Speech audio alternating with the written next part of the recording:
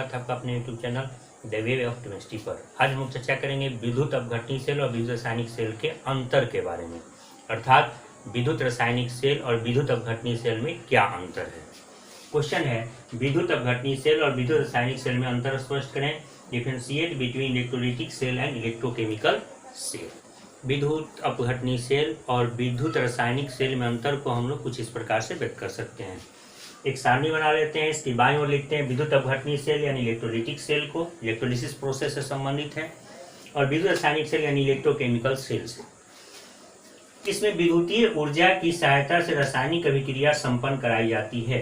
In this cell electrical energy is used to done a chemical reaction. यानी electrolytic cell में होता क्या है, तो हम रासायनिक अभिक्रिया को संपन्न कराते हैं किसी विद्युतीय ऊर्जा की सहायता से, यानी विद्युतीय ऊर्जा के मदद से, उसकी सहायता से रासायनिक अभिक्रिया को संपन्न किया जाता है। इसमें रासायनिक अभिक्रिया द्वारा विद्युतीय ऊर्जा प्राप्त की जाती है। In this cell electrical energy is obtained from a chemical reaction. यानी इलेक्ट्रोकेमिकल सेल में हम लोग करते क्या है, तो विद्युतीय ऊर्जा का उत्पादन करते हैं, निर्माण करते हैं, प्राप्त करते हैं। कहाँ से प्राप्त करते हैं, तो केमिकल रिएक्शन के बदौलत, अर्थात जो रासायनिक रिएक्शंस होते हैं, रासायनिक अभिक्रियाएं होती हैं, उनसे रासायनिक ऊर्जा प्राप्त करते हैं, उनको इलेक्ट्रिकल एनर्जी में बदलते हैं। विद्युत अपघटनी सेल और विद्युत रासायनिक सेल में अगला अंतर है कि विद्युत अपघटनी सेल में जो रेडॉक्स अभिक्रिया होती है वह अपने आप नहीं होती, स्वतः नहीं होती। लेकिन विद्युत जो रासायनिक सेल है, विद्युत रासायनिक सेल जिसे इलेक्ट्रोकेमिकल सेल भी कहते हैं, इसमें रेडॉक्स रिएक्शन स्वतः होते हैं, अपने आप होते हैं। इसमें रेडॉक्स अभिक्रिया स्वतः नहीं होती। Redox reaction is not done spontaneous, चाहे स्पॉन्टेनियसली भी हम लोग बोल सकते हैं।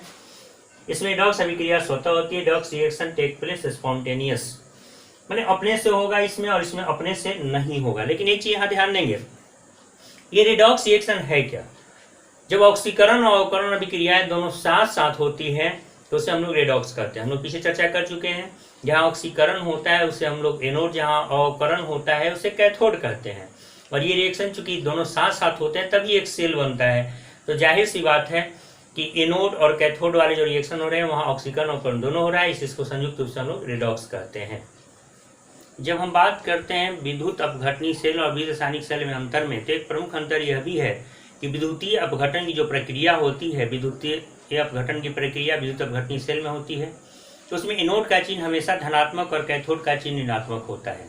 लेकिन विद्युत रासायनिक सेल में एनोड का चिन्ह ऋणात्मक और कैथोड का चिन्ह धनात्मक होता है। यहाँ ध्यान देंगे, इसमें एनोड धनात्मक और कैथोड ऋणात्मक होता है, इसमें एनोड ऋणात्मक और कैथोड धनात्मक होता है। Anode is positive and cathode is negative in electrolytic cell.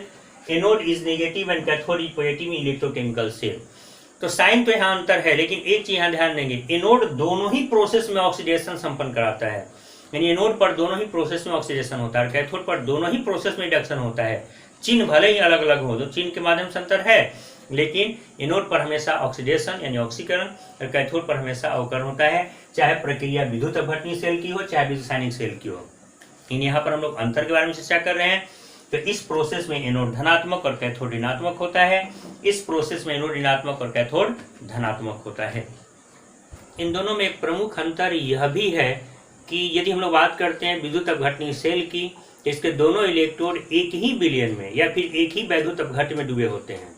जबकि विद्युत रासायनिक सेल में जो हम लोग दोनों इलेक्ट्रोड की बात करते हैं, या तो अलग अलग पात्र में होते हैं या अलग अलग विलयन में होते हैं, या एक भी पात्र हो तो उसके दो अलग अलग चैम्बरों या उपखंडों में होते हैं। इसमें दोनों इलेक्ट्रोड एक ही विलयन या वैद्युत अपघट्य में होते हैं। Both electrodes are dipped in one solution और इलेक्ट्रोलाइट। इसमें दोनों इलेक्ट्रोड अलग अलग विलयन या पात्र या उपखंड में होते हैं। Both electrodes are present in different solutions और वेसल्स, या फिर अलग अलग चैम्बर्स की भी हम लोग बात यहाँ पर कर सकते हैं। ये था विद्युत अपघटनी सेल और विद्युत रासायनिक सेल में प्रमुख अंतर। अगला क्वेश्चन है, विद्युत वाहक बल क्या है, जिसे हम लोग इलेक्ट्रोमोटिव फोर्स भी कहते हैं या ईएमएफ भी कहते हैं। विद्युत वाहक बल या संक्षेप में इसे वी भी लिखते हैं। व्हाट इज इलेक्ट्रोमोटिव फोर्स और ईएमएफ ऑफ ए सेल। विद्युत वाहक बल एक प्रकार का विभवांतर है। विभवांतर यानी दो विभवों के बीच का अंतर। एक ऐसा विभवांतर जब परिपथ से कोई विद्युत धारा का प्रवाह नहीं होता है। विद्युत वाहक बल वह विभवांतर है जब सेल से विद्युत परिपथ में कोई विद्युत धारा का प्रवाह नहीं होता है। Electromotive force is a potential difference when no any electric current is flow from cell in a circuit, यानी सर्किट में या परिपथ में कोई विद्युत धारा का प्रवाह जब नहीं होता है तो ऐसे स्थिति में जो भी विभवांतर होंगे उसे हम लोग कहेंगे विद्युत वाहक बल। विद्युत वाहक बल के निर्धारण के लिए हम लोग एक और टर्म का या इस्तेमाल करते हैं या एक टर्म का प्रयोग करते हैं जिसको हम लोग कहते हैं मानक विद्युत वाहक बल। मानक की चर्चा हम लोग पहले भी कर चुके हैं, जिसकी शक्ति हमें पता हो। एक कंडीशन है 298 केल्विन टेम्परेचर, 1 एटमॉस्फेरिक प्रेशर और 1 मोलरता का सांद्रण पर। 298 केल्विन ताप, 1 वायुमंडलीय दाब और 1 मोलरता पर इसे मानक विद्युत वाहक बल कहते हैं, जिसे E0 या E0 सेल से सूचित किया जाता है। यानी हम लोग मानक विद्युत वाहक बल को E0 या E0 से सूचित करते हैं, जहां सामान्यतः विद्युत वाहक बल को हम लोग कैपिटल E से या फिर E सेल से सूचित करते हैं। यानी यहाँ जो जीरो हम लोग इस्तेमाल कर रहे हैं, ये जीरो लगाने के बाद इसे स्टैंडर्ड कहते हैं। ये नहीं लगाएंगे तो इसे जनरल हम लोग इलेक्ट्रोमोटिव फोर्स के नाम से भी जानते हैं। At 298 Kelvin temperature, 180 amp pressure and 1 molarity concentration, it is known as standard electromotive force denoted by E0 और E0 सेल। E0 सेल को कुछ हम लोग इस प्रकार से प्राप्त करते हैं। मानक विद्युत वाहक बल को कुछ इस प्रकार से प्राप्त किया जाता है।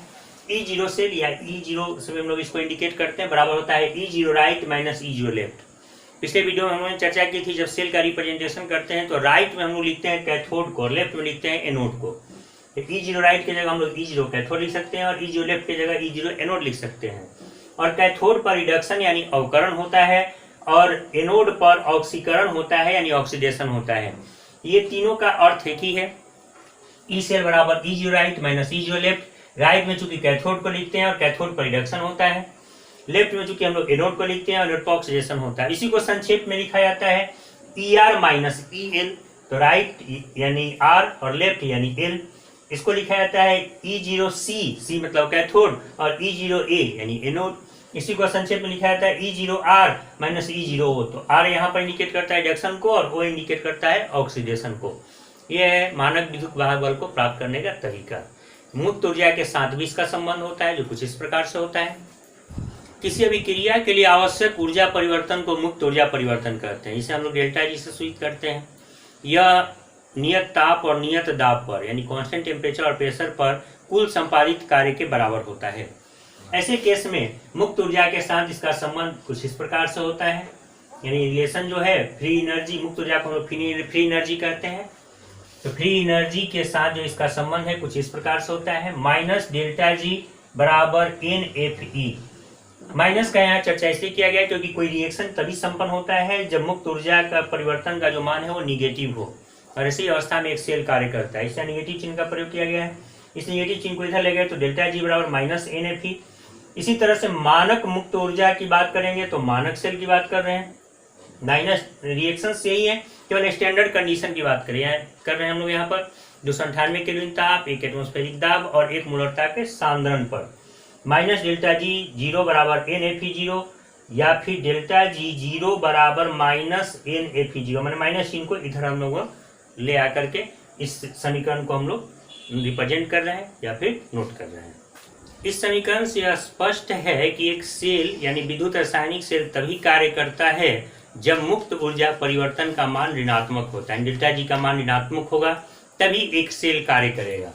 अब इस समीकरण में डेल्टा जी किसको सूचित कर रहा है, तो मुक्त ऊर्जा परिवर्तन यानी फ्री एनर्जी चेंज को। डेल्टा जी 0 किसको सूचित कर रहा है, तो मानक मुक्त ऊर्जा परिवर्तन यानी स्टैंडर्ड फ्री एनर्जी चेंज को। मानक के लिए कंडीशन क्या है, 298 केल्विन ताप, 1 वायुमंडलीय दाब और 1 मोलरता का सांद्रण। तो ऐसे केस में डेल्टा जी 0 इंडिकेट करेंगे, इसको स्टैंडर्ड यानी मानक बोलेंगे। एन संयोजकता यानी वैलेंसी को सूचित करता है, एफ फैराडे को सूचित करता है और 1 फैराडे बराबर होता है 96,500 कूलम।